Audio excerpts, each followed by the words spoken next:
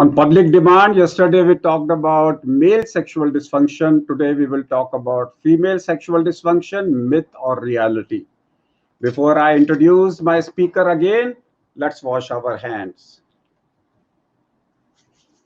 S for Seedha, U for Ulta, M for Mutti, A for Angutha, N for Nakhun, or K for Kalai.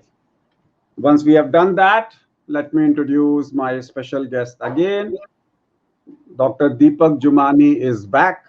He's a senior sexual health physician and counselor and associate professor of medicine, sexual health attached to Sir J.J. Government Group of Hospitals and Grand Medical College, Mumbai, attached to Mumbai Police Hospital, Doctor House, and Apollo Sugar Clinics as a consultant sexologist, American Board Certified Clinical Sexologist, Fellow of American College of Sexologists, Fellow of International Council of Sex Education, and Parenthood of the American University, only Indian to be appointed on the Scientific Committee of International Society for Sexual Medicine, the world's premier association of sexual health, course director of the first of its kind fellowship program in clinical sexology started by Maharashtra University of Health Sciences, approved by the Medical Council of India, founder chairman of Indian Medical Association's initiative of sexual health, contributed several chapters and papers in various textbooks and journals of diabetology,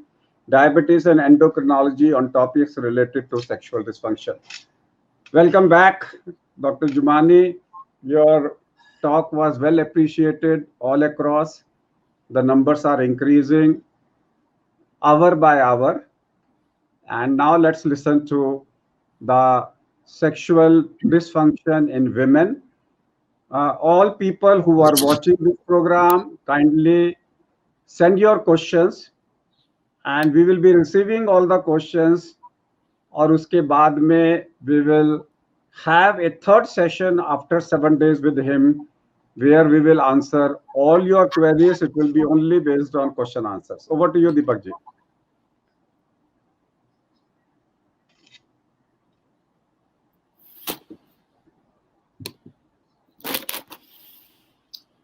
Thank you very much, Dr. K.K. Agarwal, sir, for that very sexy introduction.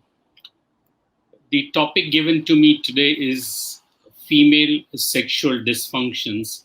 Is it a myth or reality? We all understand and know the fact that for too long, women have been culturally pressurized and indoctrinated with male-centered idea that sex must always end in an intercourse, otherwise it's not a real sex. Women who do not desire intercourse are still seen as either abnormal or suffering from some mental disorders. Women are told that sex is dirty, sin, bad, and to be done only when you get married, and only husband can or should do it. And if you do that, you are a good girl. Because of which, the reason all these things have made women in bedroom just as a spectator and not the real participants.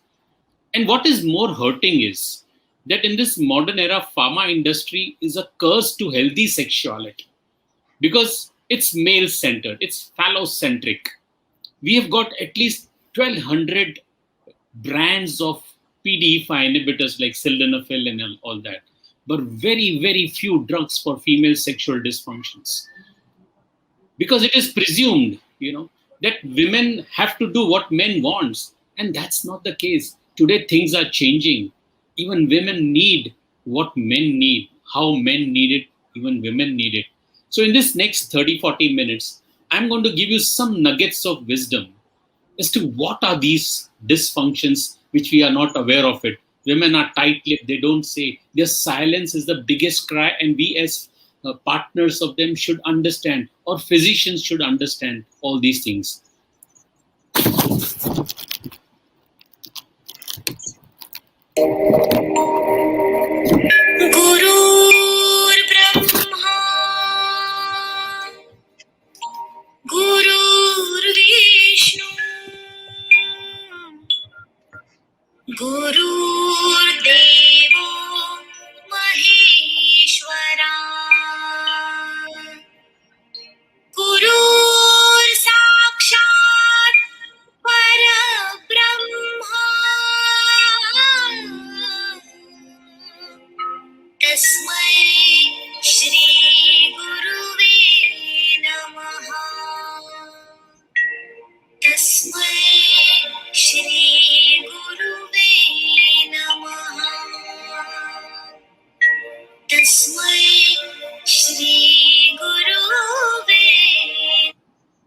I thank my teachers, Professor Dr. O.P. Kapoor, Dr. Prakash Kothari, and Sashank Joshi, and I beseech them to bless me always.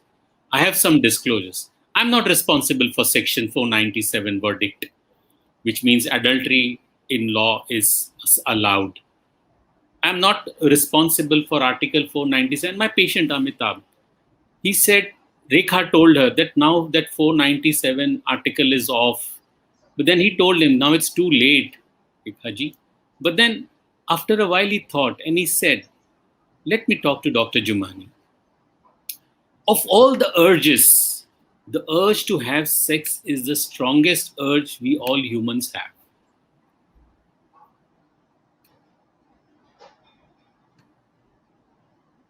Sex is God-made and restrictions are man-made. Women don't talk about it. They consider talking it as sin. They're all tight-lipped. They avoid talking about it. So it's the onus is on we physicians or as partners to talk about it. We need to break all barriers of clinical inertia and ask them, what is the problem? Do you have problems in making love? This is what we need to ask. Let me give a newer perspective. At the beginning of marriage, every wife treats her husband as God, Pati Parmeshwar. But soon after marriage, somehow, I don't know, the words change, the alphabets change. What is the difference between a woman and a man? A woman wants one man to satisfy all her needs. And a man wants every woman to satisfy that one little need of his. Every wife is a mistress for a husband. Miss for 1 hour and stress for the rest 23 hours. Friends, life has become like a penis, simple, soft and straight.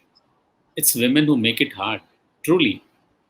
James Prescott, the developmental neuropsychologist who studied 44 cultures across the globe, his life's inference is that our brains have built-in reciprocal relationship between violence and pleasure.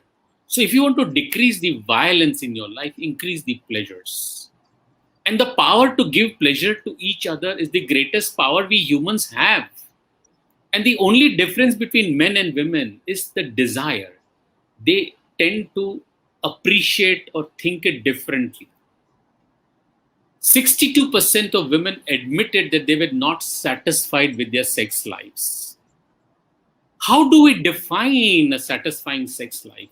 Is it enhancing intimacy and connection with one partner, cultivating mutual pleasure and reciprocity, feeling loved and desired, more focus on emotional aspects than the physical satisfactions? And some women who prefer to get treated, most prefer by behavioral or to pharmaceutical. They don't want drugs. They cite concerns about the side effects and other things. So they want something which is non-pharmacological.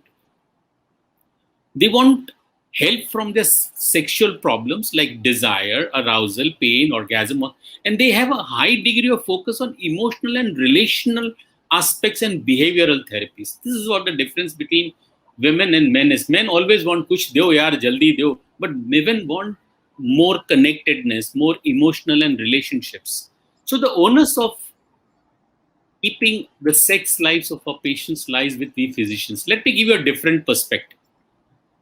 For understanding female sexual dysfunctions, we must understand what is the female sexual response cycle. It begins with the desire, according to Masters and Johnson. The desire, what happens is when she is desirous, either through touch or through smell or to taste or whatever may be, there is vaginal engorgement, lubrication, arousal, breast enlarges, nipple hardens, there is muscle tension, the breathing and the heart rate becomes more, there is flushing, and the uterus also becomes bigger. And this leads to another stage called plateau. During the plateau, the sexual arousal, clitoral engorgement, vaginal clitoral engorgement, motting of the skin around there, there's swelling and coloration of the labia minora, which changes a little bit. There is more vaginal ballooning and 180 degrees upturn of clitoris. It's hidden between the hoods. And then after a while, there's an orgasm, which is nothing but rhythmic contractions of your perineal muscles. And this ultimately leads to resolution, which is returning to the non-aroused state of heightened relaxations. This is a beautiful diagram to understand how different can women present with their responses. Look at the graph A. It has there's a smooth transition of excitement which leads to plateau, and there are multiple lubrications, which is nothing but orgasms, and then there's a resolution. But the same woman at one given point of time can be this, can be also, look at the B now, she has excitement, but there can be no orgasm and delayed resolutions. And the third type could be there is a brisk excitement, there may be a little orgasm, and resolution would be very early. So you can see different women having different type of pattern, or even the same woman can have different type of patterns at some given point of time. Rosenmary and Masters and Johnson changed this female cycle, also formed a different linear, not linear, but circular type of cycle. And they said that sexual pleasure and satisfaction aren't reliant on orgasms. Orgasm is not the ultimate thing. Though orgasm may certainly be a nice bonus. That's first thing. Second thing, sexual desire doesn't always have to come before the sexual activity or arousal. Sometimes getting physical and experiencing arousal will elicit the desire to have sex. And there are certain external factors such as relationship dynamics, intimacy, and weighing rewards and cost of sexual experiences may play an important role in the sexual response cycle. The common types of sexual dysfunctions are, it could be desire difficulties, arousal difficulties, orgasmic difficulties, and sometimes when women get painful disorders. And underlying the female sexual dysfunctions could be plethora of reasons. It could be cardiometabolic disease, respiratory disease, neurological disease, rheumatic disease, and renal diseases. If you look at a low desire, which is the very common thing which we find in our class of patients, it is connected to most of the other disorders, be it orgasm or arousal disorders or pain disorders, which means what? The painful disorders can lead to low desire.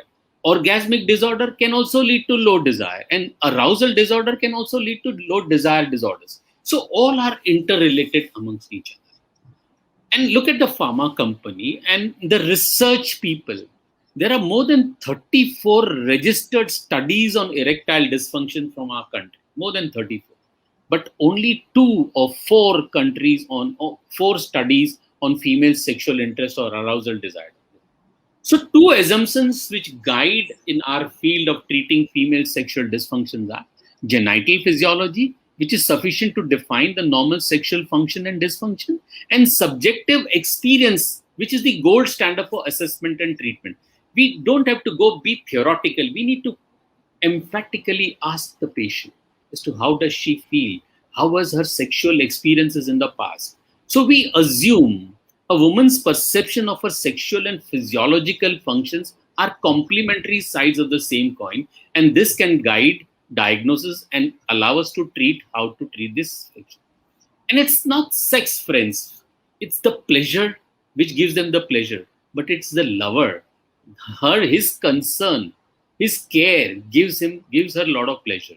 And we should come out of this cultural myth that women need only penises, nothing like that. They enjoy sexual intercourse as much as we enjoy, but they think more beyond intercourse. So this is a cultural myth which we need to. And she always feels is a normal. So what? Why do we make an issue of a small tissue? That hymen. Look at the New York Times. As early as 2008, what does it rise? The hymen, the vaginal membrane that normally breaks in the first act of intercourse. What rubbish! It is not the act of intercourse which is responsible for breaking of hymen. Hymen breaks even when the girl is playing, cycling, or jumping here and there, even before her marriage. So, what a wrong thing which was being spread even by this very well-known newspaper. So, the genesis of female sexual dysfunction is Men don't understand the concept of afterplay. They ejaculate and they turn themselves on other side, and this gives them a signal that he's so selfish. He's got no understanding about our regards, our feelings, etc. And usually men use women as sleeping pill. That's the fact. Let's unravel the blindfold as to how these things developed. A newly going to be married girl goes for all these issues, gets wedded, steps into the husband's home the first night. She goes then for honeymoon. The intimacies grow normally, which is normal. Then she gets pregnant and she becomes a mother. So motherhood comes in her way. And this is the point where everything changes. The body image, the cognitive distraction develops, and her erotic focus changes from her husband to taking care of the baby. Women's health issues have been challenging right from womb to tomb.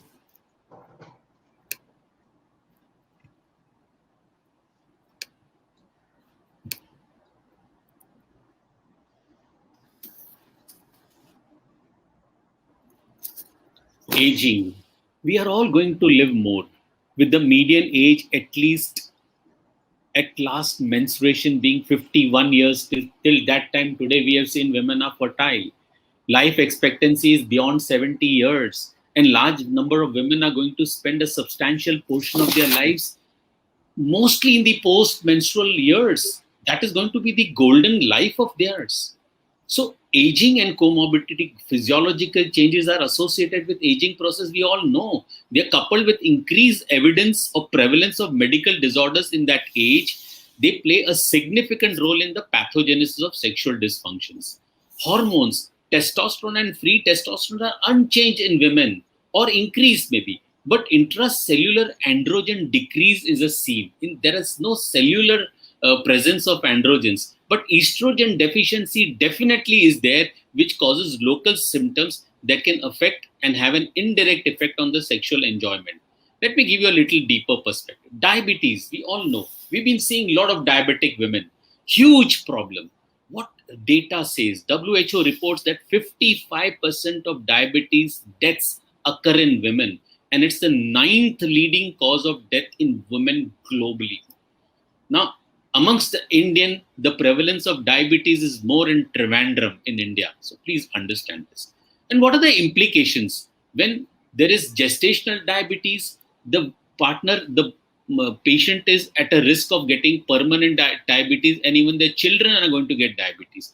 30% of women who develop gestational diabetes had a maternal history of diabetes, and they will continue to be diabetes, and maybe their children may become diabetes. So what is it? In gestational diabetes, there is a risk of miscarriage and stillbirth. So she got pregnant in spite of the fact that she was diabetic. So there is a risk of premature death. There's a risk of birth defects. There's a risk of excessive fetal growth, complications like preeclampsia, hypoglycemia for the baby, future risk of diabetes, and also due to transgenerational transmission. So all these things occur in a diabetic woman after she has sex or gets pregnant. So if this is true, so if a woman has gestational diabetes, should she not have sex? Is this what we need to understand? No, that's not the case. So why women want to have sex? They want to have sex as they have a desire. They also have pleasure of intimacy. They also want to have children. They are expected to have sex. They are forced to have sex by dominant husbands. They are paid to have sex. And these are the reasons. Now let's understand what actually happens during every phase of the female sexual response. During sexual dysfunctions can occur at every stage. It can occur at desire, it can occur at arousal, it can occur at orgasmic stage, or there are painful conditions. DSM-5 criteria of diagnosing female sexual dysfunctions are as follows. The female low desire and arousal disorders have been clubbed to female sexual interest arousal disorder. So that's the first disorder, which means she has no desire or she cannot get aroused. Female orgasmic disorders have remained unchanged as they were in DSM-4. And the last one, the painful one, the dyspareunia and vaginismus, they are all merged into the third type of female sexual dysfunction, which is nothing but genitopelvic pain or penetration disorder. So there are three disorders which we need to understand in women sexual dysfunction. Now, what are the reasons for it? There are certain things which get inhibited in them and certain things which get excited. So we need to understand this tipping model. Now, the things which turn them on are certain hormones and certain neurotransmitters. They are dopamine, norepinephrine, melanocortin, oxytocin, estrogen, and testosterone. These are excitatory, or they make her hot or horny. That's what we call it. And the things which turn them off or inhibitory are serotonin, prolactin, opioids, progesterone. They inhibit. So there has to be a balance between these hormones and neurotransmitters. Along with this, there has to be physiological and organic issues, psychosocial, cultural, and behavioral issues in both the things. Whether they are inhibited or excited, they can all, again, this is a beautiful model to understand that it's a holistic thing. Both the things we need to take it into consideration to treat female sexual dysfunctions. Now, what happens in desire? Sexual desire includes physiological, cognitive, behavioral components, which is manifested by sexual thoughts and fantasies, interest and participation in sexual activity, initiation of the sexual activity, and receptivity of the partner approach. So these things are very important, because if we have to diagnose that she has a desire disorders, these are the questions we ask. Do you get sexual thoughts, or do you get fantasies? Do you initiate the sex? Are you receptive to your partner when he asks for sex? So these are the questions which give us a clue to diagnose the desire disorders in women. And arousal is a phase where sexual excitement is manifested by congestion in the pelvic area, lubrication in the vagina, and there's a swelling of the external genital. And this is because of estrogen and vasoactive intestinal peptide, which is mediated through autonomic effects, the pelvic blood flow. Certain neurotransmitters also come into play. Low desire, please understand, it is increased activation of prefrontal cortex, which increases the inhibition, and there is no desire left. Now, there are so many conditions which potentiate the sexual desire which gets impacted. Amongst them, depression and anxiety is the most common. And there are a lot of male factors which are responsible. A male having low desire, having erectile dysfunction, having premature or delayed ejaculation will also give rise to low desire in her partner. And there are so many medical conditions. Amongst them, depression is the most common thing which can give rise to low desire. You have hypertension, thyroid, pituitary tumors, urinary incompetence, spinal cord injury, arthritis, dermatological conditions, so many gynecological conditions, malignancy. But depression is the main thing which we see. There are certain hormonal factors which can also cause.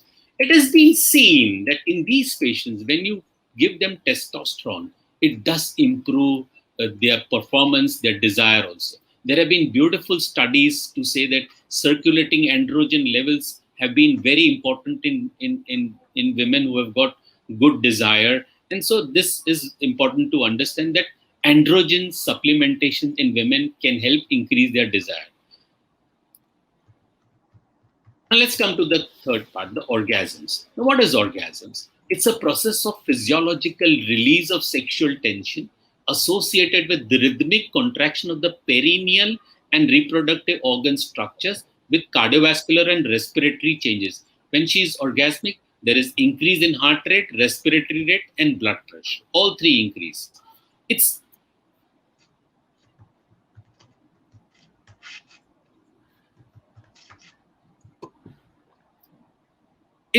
a feeling. It's not a physicality. It's in the mind, not in the clitoris or in the labia or in the vagina. It's a gateway. The gateway to it's through the clitoris, because clitoris has got bunch of neurological tissues, nerve tissues, and nerve endings. More than 8,000 nerve endings are there in the clitoris. One can feel orgasmic even when she is not having intercourse. The mechanism is through estrogen, oxytocin. There are so many other neurotransmitters which are involved.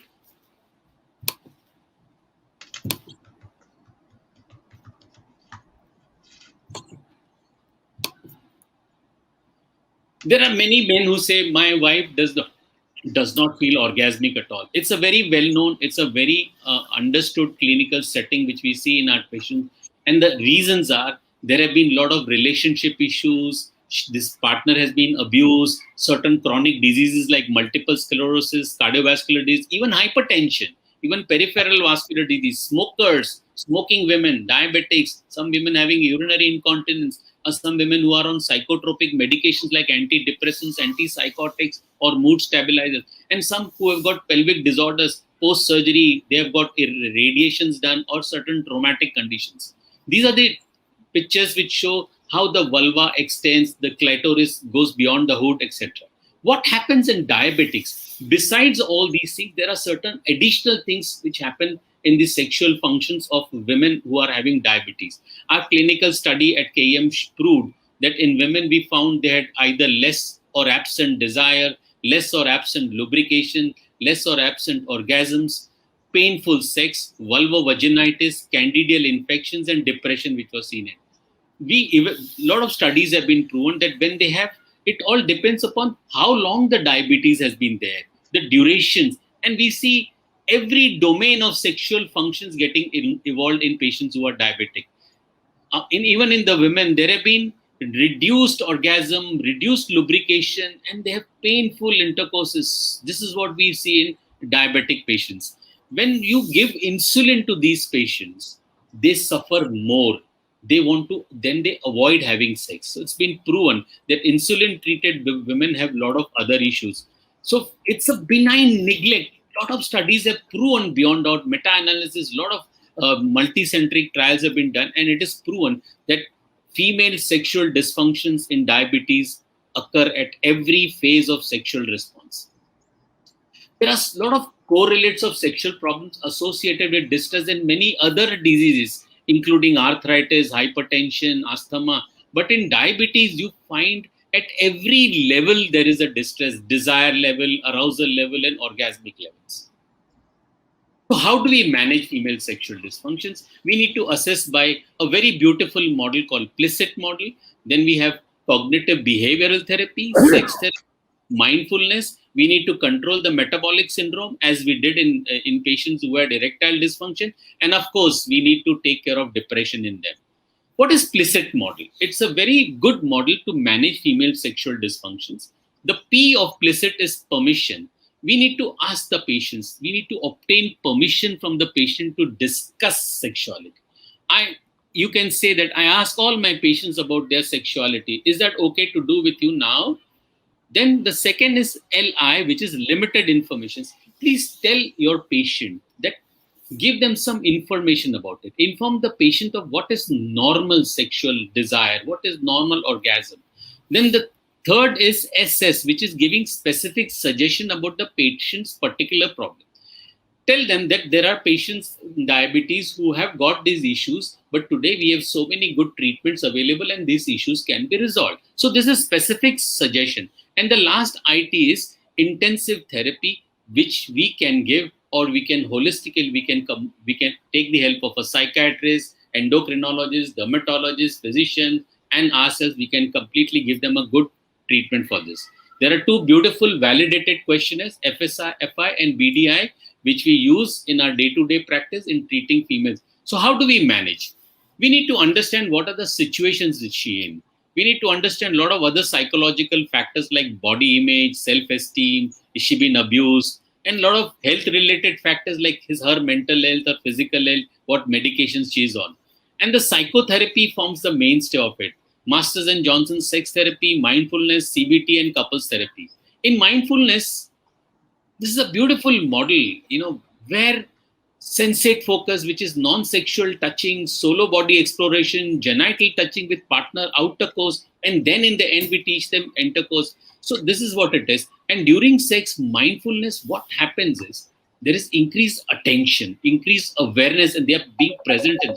There is decreased distraction, decreased anxiety, increased relaxation, increased connectivity, and there is less self-judgment in it. So this is what. There's a beautiful program called Pursuing Pleasure program available on the net. It's a CBT program. Anybody can download and run through it. It's nothing but psychoeducation. There are communication exercises, including sensate focus. Fortnightly in chat groups, they all discuss all these things. Cognitive behavioral therapy, we all are aware of it. We try to change the maladaptive thoughts and repetitive thoughts, change unreasonable expectations, and discuss normal and values about sex and focus on the misinformation about sexuality. Because we know that changes in the thoughts, attitude, and behavior lead not only to changed feelings but may also affect sexual physiology. And changes which happen in the sexual physiology lead not only to change feelings but may also affect thoughts, attitudes, and behavior. And this is how CBT plays a very good role. Couple therapy is the most important thing. We need to focus on the dynamics of the couple as to what the male needs and what the female needs are. We need to increase their communication. We need to stop giving pressures to each other, restore their affections for each other physically, and increase the emotional intimacy by making them aware as to how important the partner is. And this brings trust and respect between both of them. The pharmacological treatments are, we can give them estrogens, testosterone, tibolone has been tried, PD5 inhibitors along with other vasodilators. The newer drug is flibanserin. Botox we give in painful conditions like vaginismus, etc. There are a lot of herbal agents, lubricants, water-based lubricants are available. Bupropion is a drug of choice for depression in every diabetic woman. O-shot now is being practiced by many gynecologists. They inject platelet-rich plasma at specific sites in the vaginal wall or in the clitoris or in the labia, because they understand that it is useful in treating orgasmic disorders, arousal disorders, and hypoactive sexual disorders. But we have no robust data on this, so it's still a question mark. What we need to understand, we need to control the metabolic syndrome. If at all she is hypertensive, if diuretics have to be given, give indapamide. If beta blockers have to be given, prefer nebivolol. Otherwise, ORBs are the best. Testosterone, along with estrogen, has been very good in postmenopausal women. Increase in the sexual thoughts, fantasy, decrease in pain has been seen. Tibolone, a wonderful, just a small dose of 2.5 milligrams for 3 months. It increases sexual fantasy, arousal, desire, etc. PD5 inhibitors like Viagra have been tried and has been shown beautiful results, but we do not have enough data to prove, because PD5 inhibitors anyway have to increase the pelvic blood flow. So it does. Sildenafil is very good in women who are treated with antidepressants and have got sexual dysfunctions. Botox in pain has been tried. Flibanserin, a newer drug which has come in the market, very expensive, is available today for the desire. But this novel drug is just like a placebo. It doesn't work. What we in India give is DHEA tablets, and we give them estrogen creams. We also give them testosterone patch. We also give them PD5 inhibitors. There are other strategies which they combine testosterone with this and testosterone with PD5 inhibitors, and they see that these patients get. And about the pain, we need to break that pain cycle. With a lot of medications are available, but the best for painful conditions in female sexual dysfunction is low-level laser therapy, which is studied and patients have got beautiful results with. We need to understand that there are certain changes which are going to happen. We need little longer foreplay. We need to understand about and also involve ourselves in the alternate forms of intimacy which is there. You can use water-based lubricants or estrogen gels or patches for vaginal dryness, which is very common. Bupropion has been used for depression in sex. So there are 4 things which we need to understand. These are the signals. If your patient, if the female has normal or high drive and is motivated, we need to check the distress and the contextual factors. This is normal desire and normal motivations. If she has low desire but highly motivated, you assess her hormonal profile, assess the androgens and prolactin. Her prolactin may be high. So this is called libidinal dysfunction. And if the desire is high and normal, but the motivation is low, then there is some problem amongst each other. So assess the quality of intimacy and relation. So this is due to sexual dissatisfaction, the sexual dysfunctions. And if there is no desire, no motivation, assess for depression, biological and other relationship effects. You need to optimize female sexual dysfunctions by giving optimum pharmacological therapy, sex therapy, relational therapy, remove the risk factors, and of course CBT. There are newer drugs which are available as combination of sildenafil and testosterone, bupropion and testosterone, bremelanotide. Beautiful results have been seen with this, and D-cycloserine, which is there. Oxytocin in the form of nasal spray increases the bond between both of them. That's fine. But what is more important? Why these sexual dysfunctions occur in younger people who do not have any? That is because they all ignore them. Women always felt ignored by their partners. They felt minimized. They never got supported. And what happens to the male? He feels ignored, he feels criticized, he feels corrected all the time. And if this happens, both of them, husband and wife, create a wall between each other.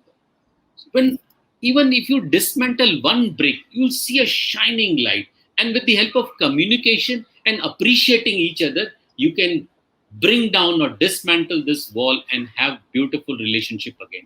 A very important factor in women we have seen is body image. They're very much concerned about their body image. Now, body image involves their perception, imagination, emotions, and physical sensations about their bodies. It's not static, it's ever changing, and they're very sensitive. It changes their mood, etc.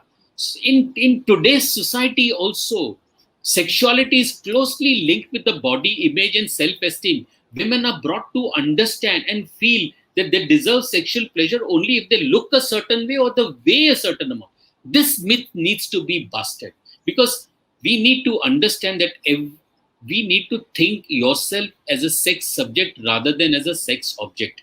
Everyone is a sex subject. This myth needs to be gone. Diabetic women who don't get enough affectionate physically, they suffer from depression. And every diabetic have this issue properly. For conjugal life, constant connect is a must. There are a lot of alternate ways besides coitus which we can do. So my take home message is what men should do to increase intimacy. Always agree with her. When she comes back from work or when you come back from work, listen to her.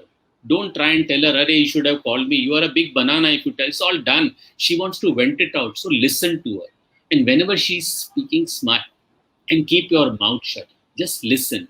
Give her trust and time, not gifts. Encourage her to discover her hidden talents. She's a very talented person. Share and be transparent. Look at her inner beauty. After play, I've explained it needs to be done. Women should avoid smoking. Smoking is disastrous for them. Make your stomach not a waste paper basket. Kam khao, gum khao, nam jao. Beautifully said, and it's a Jainism which proves this. You need to understand your stomach, your body is a temple, your stomach is not a waste paper basket. Do little workouts to keep yourself fit. Love each other unconditionally because you're partners for life. Increase the romance. There is no GST on romance. Romantic periods are beautiful. They are memorable. Imagine when you were romantic, how good the time passed and how beautiful it was. You waited for hours together for it. All couples needs vitamin touch, which is vitamin T. It promotes good health and intimacy. It's essential for well-being. It soothes aching muscle, reduces stress, strengthens immune system, unblocks repressed emotions, sense of trust, and also increases sexual energy. Trust me, friend, this is true. Sensual massage is the best. Hugging is very good. Bring in harmony. Don't harmony. In Hindi, it is called when your partner says something. Harmano, that is harmony. Nothing. Don't have to give back to her. Don't have to show your dominance to your wife or to your partner. Harmano, that is harmony. That is better. There is a gender bias. Women are not given enough hormones, so they feel invisible. A woman without sexual hormone is like a Ferrari without fuel. She's a Ferrari, but she does not have a fuel. So what's the point? Thrill her body with giving hormones. Pulse therapy is advisable. Nothing wrong. More important today, we are seeing the sex industry is booming. Mapping of porn industry is too much. Medical aesthetic industry is the vaginal rejuvenation. It's a multi-billion-dollar industries. Women are going in for rejuvenating their vagina, mammoplexy, reducing the butt size, thigh size, so many things they are doing, facelifting and all. But please remember, you are a sexual human being. Accept yourself the way you are. We have seen everybody same below the umbilicus. There is nothing different in any woman. So you are a good sexual human being. You are a normal sexual being. Accept this fact. These women were all abandoned by their husbands and they were advised to do makeovers. And when they did makeovers, again they were admired by their husbands. So my advice to all women listening here is spend your husband's money, go to the parlor, try and look as beautiful as possible. Spend their money, do any makeover and try and look slimmer, look beautiful. Nothing wrong in that. It's always good. They will be attracted towards you. Sada sexy raho is my message to all the women here. So the key to having good sexual functions in women is must understand the origin of a child is a mother, a woman. She shows a man what sharing, caring, and loving is all about. That is an essence of a woman. You must give importance to every woman in your life, not even your even your partner too. The woman is the best masterpiece of God, needs to be admired, adored, and respected. Look at Mahabharata, look at Ramayana, learn from the epics what happened, how disastrous the whole thing went on. But we know men will be men, they will never improve.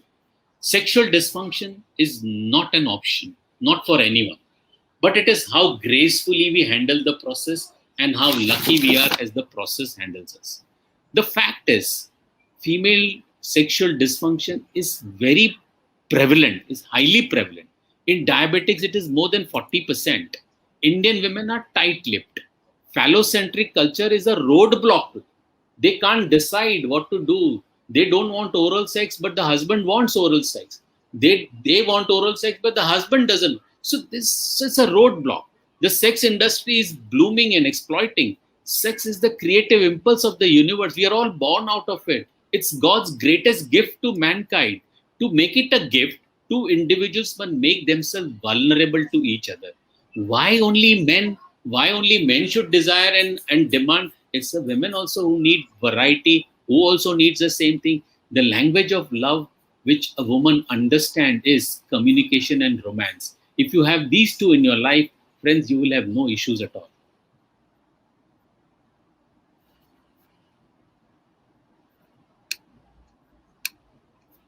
Try and cultivate your own garden. This is what Voltaire said. Your partner is like a garden. And if you are monogamous, your partner is your garden. Otherwise, if you are into polygamous relationship, the other people are just like jungle. It is a choice which you have, whether you want to be a gardener or a jungle. But if you want to be a gardener, you need to work, you need to devote time, you need to cut the right type of grass, put water, etc. And so Voltaire beautifully said, for a good married life, for a good sexual life, try and cultivate your own garden. Be monogamous. This is my book, Sex Has No Expiry Date, available on Amazon. So friends, female sexual dysfunction is highly prevalent and undertreated problem in India. By addressing the physical, psychological, and couple factors, physicians can play a major role in helping their female patients enjoy improved sexual functions and increased self-esteem. It's the sensitivity of the physician in approaching the problem which is very important. Men should learn to understand the silent cry of their partners. Men's rational approach and accepting feminism with adoration along with the relevant treatment to these women will go a long way in improving their sex-starved lives. Friends, height, weight, age, color are nothing. It's just numbers and names. Aging, we are all going to age. But according to me, if we live rightly, our biological age is 130 years. So even if you are 70, you've not even reached adolescence, you've not even reached adulthood. So please understand, you can live up to 130 years. That's your biological life. There are so many plant species which are living. So there is a mechanism, in a narrative in the universe which is available. The hydrops and the so many other things, they live for more than 100, 120, 130 years. So there is a mechanism in nature where we also can live 130 years, nothing wrong. We have some cities across the world where people are living, learn from them and have a good quality of sex life, which is very important. Friends, if you do understand all these things, really sex has no expiry date. So female sexual dysfunction is a fact, not a myth. This is existing, but we need to be proactive. We need to ask our partners. We need to go take them to physicians and get the things resolved. Assess them properly. Thank you very much for all your love. Thank you, Dr. Deepak, for a beautiful illustration and presentation on female sexual health. I'll pick up few questions directly. Rajinder Jain ji is asking, best lubricant after menopause. There are a lot of water-based lubricants available. Sometimes they are not available with the local chemist, but in the gray market, there are a lot of things available. There are some companies which have come out with it. KY jelly is very good, which you can use, and very, very effective, safe, harmless. But before using all these things, find out the reason for the dryness. Is she on any antihistaminics? Is she on any hormones? Is she on any antipsychotic drugs? So try and rule out all those causes before using these water-based lubricants. Pre and post COVID experience in female sexual dysfunction. Is there a change during the COVID time? Yes, there is a change. The sale of IPIL has increased. The sale of condoms have increased. So there is increased physical activity, sexual activity, which we have seen in our patients. But some patients who were working during COVID, long hours from home, etc., they also developed erectile dysfunctions. So this is what we have, and they developed erectile dysfunctions. They couldn't go to meet their doctors. They couldn't do online consultations because of the stigma or whatever they say. They don't want to become judgmental. They didn't take treatment, and so their partners lived a sex-starved life. So we had seen a lot of different things in this COVID times. What about metabolic syndrome? We have been talking about diabetes, but I'm talking about pre-diabetic status, which is metabolic syndrome and insulin resistance. You said in diabetics, 40% of the women have sexual dysfunction, but 5 years before the diabetes, you have metabolic dysfunction, cardiometabolic disorder. What do you think that the disease starts Yesterday also I said that if you have a patient who's 30 years old, and if he has a family history of anything in metabolic syndrome, assume that he has a metabolic syndrome and try and spend some time with him and counsel him for how to reverse the metabolic syndrome or retard the onset of it. So this is what is very important. When you diagnose diabetes in our patients, he's already started having diabetes 5 to 6 years back. We all know about it. So this is what we need to tell our patients. We need to counsel our patients as early as 30 years in those patients who have got family history of metabolic syndrome. Because we can ask the family history, कि भाई आपके किसी को ये है क्या आपके घर में, and then we can manage these metabolic syndrome with less severity and control them. If he's a smoker, counsel them. If she's an alcoholic, counsel her and try and make her understand the importance of lifestyle modification with counseling and behavioral therapies. You can definitely increase their good quality of sex life. Obese women, a sexual life of a woman or a female who is very obese. Yeah. So this is actually a turn off for men many a times, but all obese women become less desirous because of the gestures or because of the body language of their partners. This is what I have seen. Many obese women come to me, वो तो मेरी तरफ देखते ही नहीं है. I say, I don't think I am so attractive enough. So they try to become guilty about their physique. Of course, advise them on reducing weight, how to reduce that, tell them how to do exercises, what she should eat, what she should not eat, all that. But even obese women, by changing a different position, making them sleep on the edge of a bed, and the man can stand and face her and have intercourse. By changing positions, they can have good intercourses. And I've seen obese women getting pregnant even with their obese husbands. It's not impossible. Yes, we need to tell them to change different positions rather than changing partners. So that is important. And of course, counsel them to reduce the weight. Bariatric surgery is available today. It's proven that they do reduce 50, 60 kilos if they are moribund obese. Nothing wrong in that. They can go for it and have a good quality of life. PCOD girl getting married and the recent married life with a PCOD girl. Yeah. See, PCOD girls, If they are symptomatic, they already are on metformin. Okay. And they also need the similar type of advices of reducing weight, etc. And metformin today is known to improve the endothelial functions. So, in fact, they have more desire to have sex. It is not that women who have PCOD, they do not have desire. Yes, fertility issues may be there with the ovarian functions getting haywire, but the desire is always there. So we can correct that ovarian functions and make them fertile, and they can also have good quality of sex life. Sexual life after hysterectomy. Nothing wrong. What does a uterus has got to do when you are having intercourse? The vagina is enough. Nothing wrong. Sexual Only activities, if they have sexual life.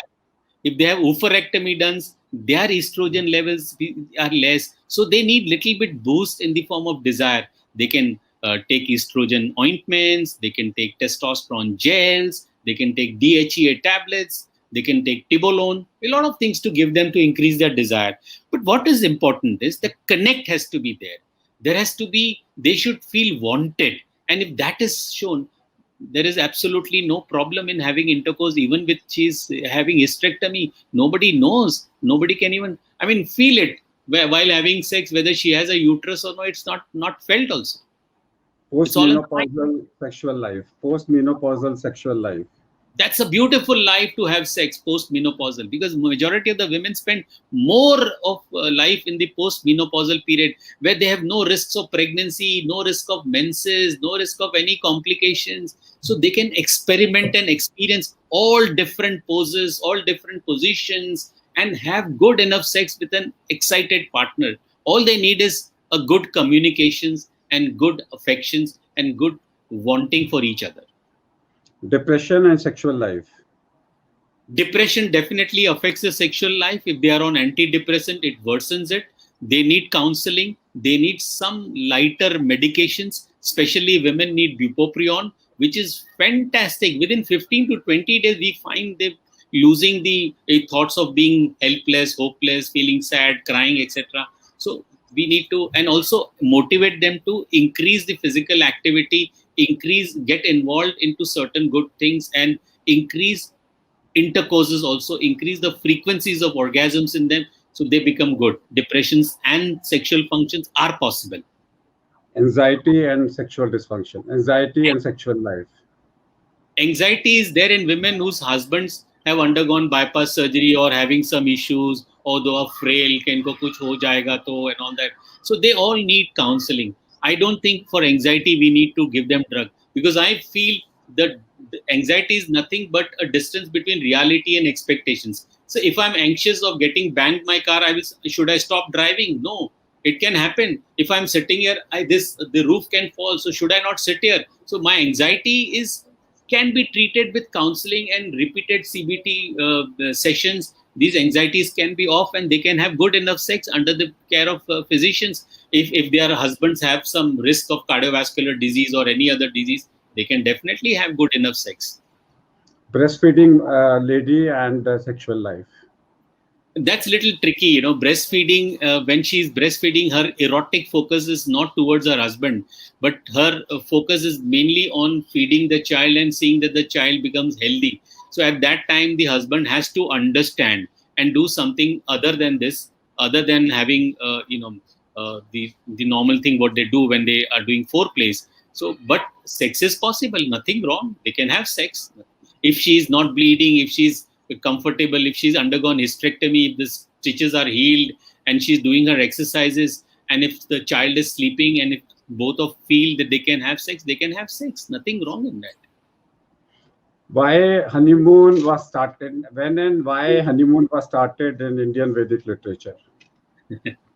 That is to make them come closer immediately, because sex is the best connect between two human beings. There cannot be anything better than that, and they have to live the life with each other. So this is the best understanding physically when they come closer to each other, and that is why the honeymoon was started. So I want to end by saying what Deepak Jubani ji has said, that everybody have 5 needs: physical needs, mental needs, intellectual needs, egoistic needs, and you have spiritual needs. अगर आपको पांचों अपने husband wife को मिलती हैं, then you say this is called made for each other. नहीं तो क्या होगा, फिजिकल नीड्स आप पति पत्नी के बीच में है, मेंटल नीड्स के लिए आप कहते हो मेरी बेस्ट फ्रेंड वो है, इंटेलेक्चुअल नीड्स के लिए आप बोलते हो मेरा देवर है, मेरे कलीग्स हैं, मेरा बॉस है जिससे मेरी इंटेलेक्चुअल नीड्स हैं, इगोइस्टिक नीड्स के लिए बोलते हो मेरा ससुर मेरी सुनता है, या फिर मेरा बॉस मेरे को आगे बढ़ाता है। स्पिरिचुअल नीड्स के लिए आप बोलते हो मेरे गुरु हैं, गुरु हैं मेरे, उनसे मेरी स्पिरिचुअल नीड्स मिलती हैं उसके साथ में। सो पांचों नीड्स जरूरी हैं, और one of the dispute region में भी between husband and wife may be that you don't end up in getting all the 5 needs between each other. So thank you, Deepak ji, to be here.